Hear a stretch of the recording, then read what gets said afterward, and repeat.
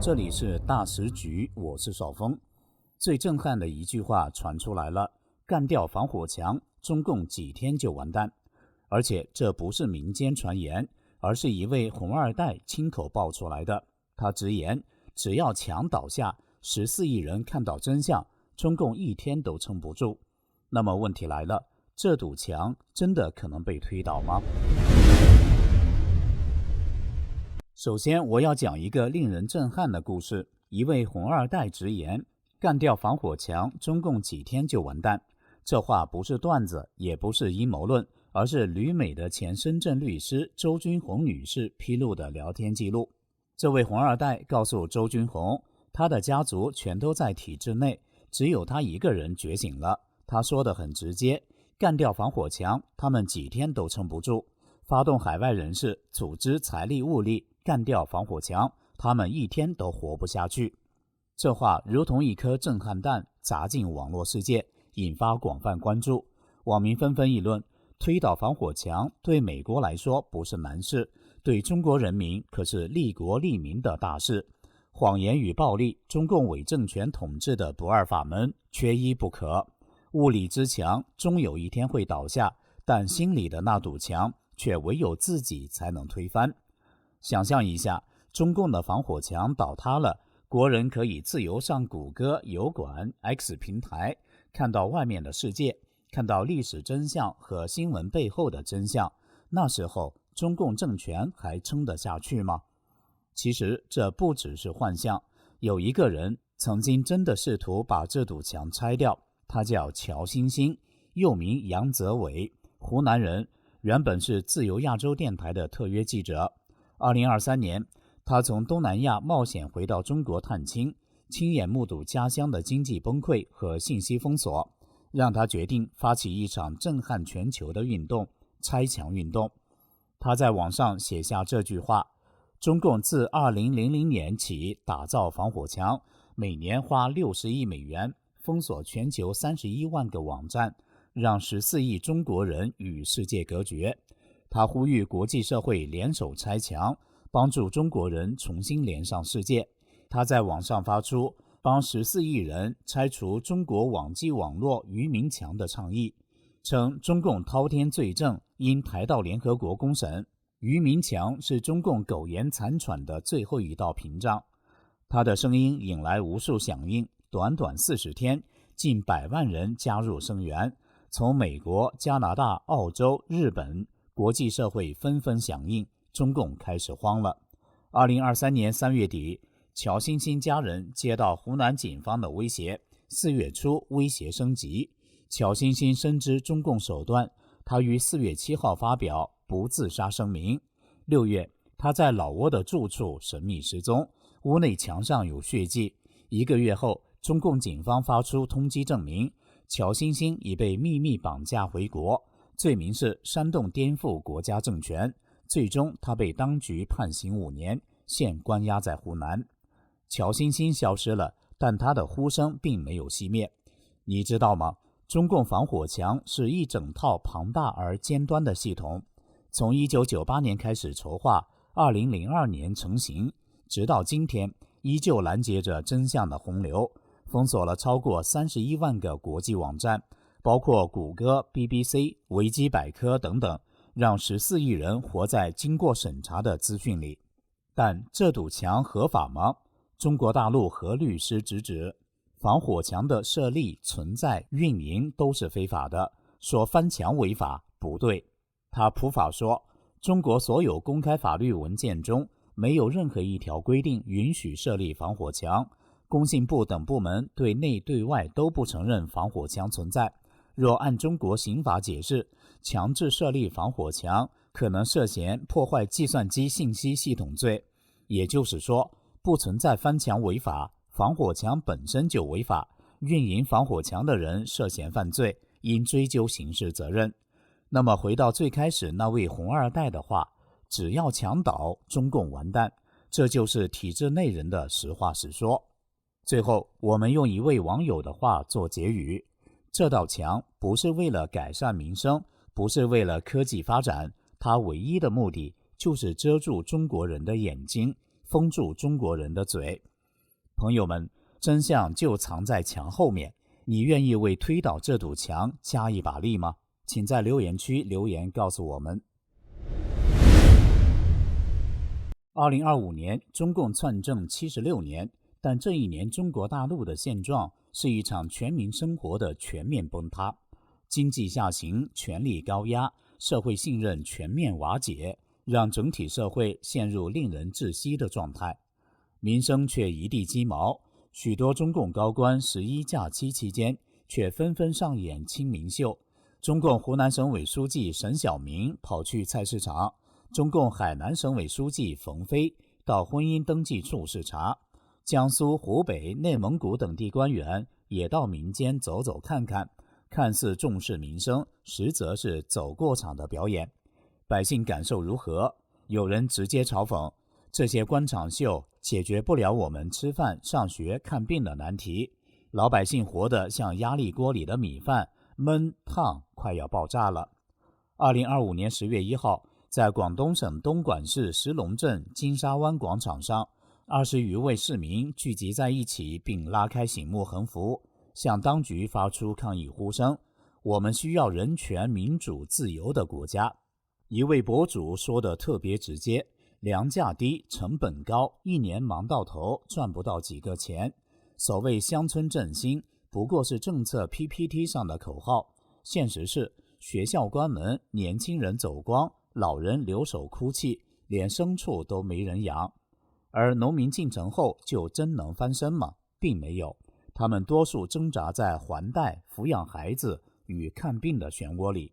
一位网友讲得很痛，房子掏空了我们的钱，医疗榨干了我们的希望，教育压垮了父母的脊梁。城里人也不香，失业、看病、吃饭都成问题。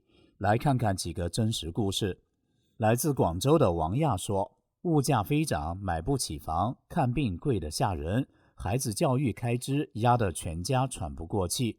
上海的余中欢观察到，失业潮席卷一切，以前保安是60岁干的工作，现在60岁以下都被裁了。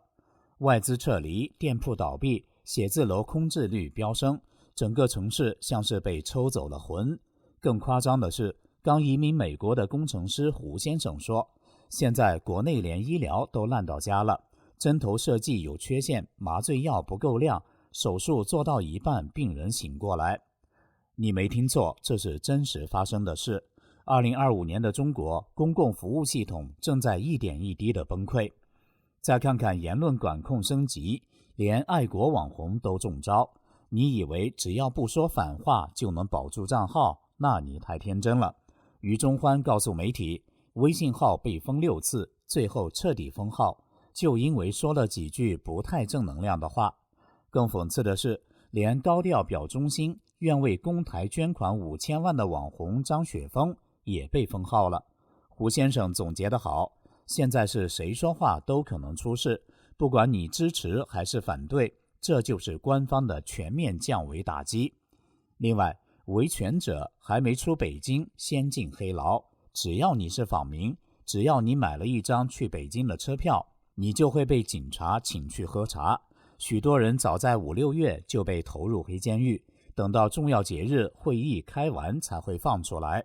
家属见不到，律师找不到，连人去哪了都不知道。这就是当代中国依法治国的真面目。如今社会信任崩溃，人与人只剩防备。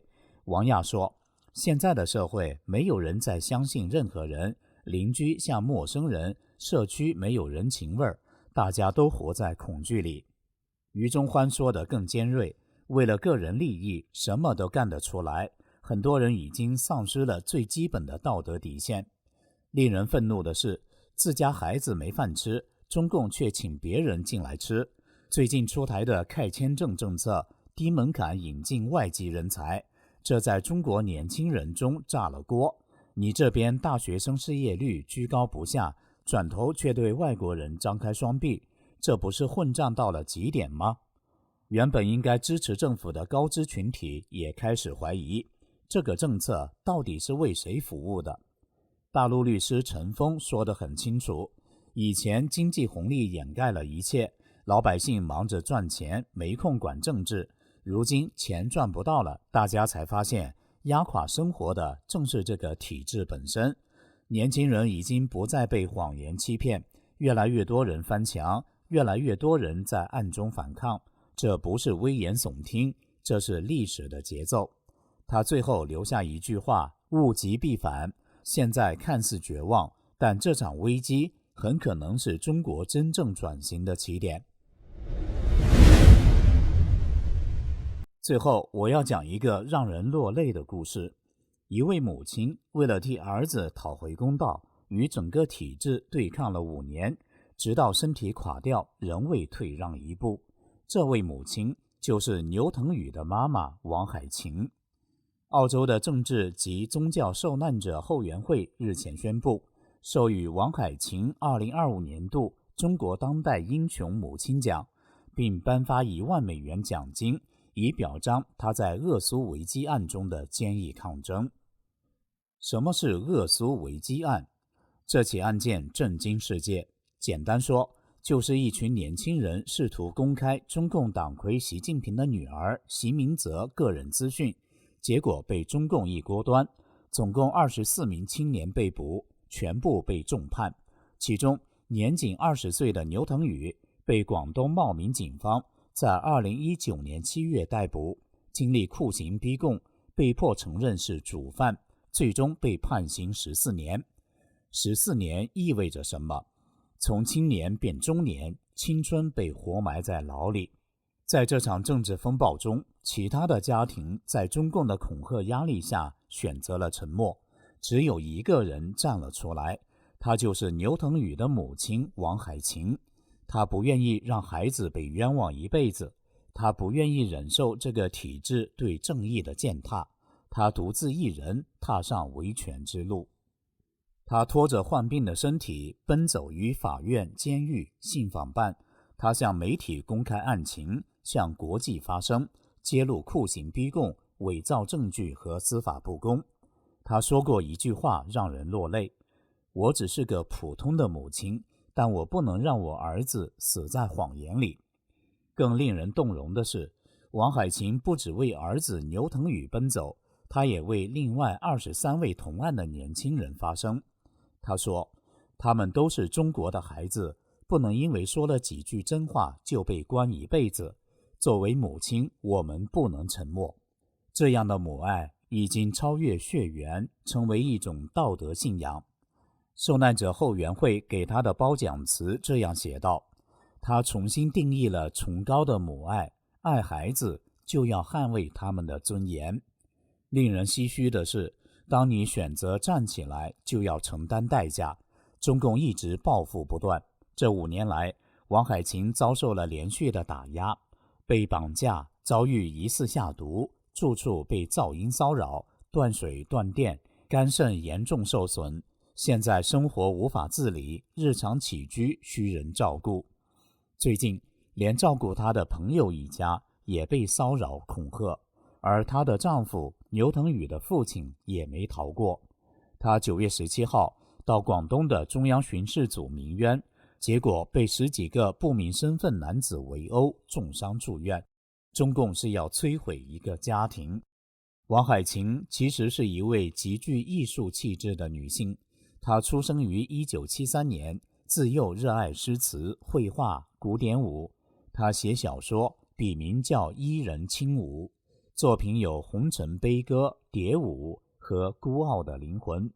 谁能想到，这样一位温婉的文艺女子，会变成顶着整个体制也不退缩的勇士？这只因为她是母亲，她做出了不向强权低头的中国母亲和中国公民的最好示范。中共的防火墙挡不住真相，王海琴这样的母亲所经历的挡不住良知的觉醒，而无数中国人的觉醒正是这挡不住的历史洪流。真相就在墙后，您愿意助力推倒这堵墙吗？这里是大时局，感谢您的陪伴与思考，请订阅分享伟大的成长，一起在动荡中坚守真相，在黑暗中点燃希望。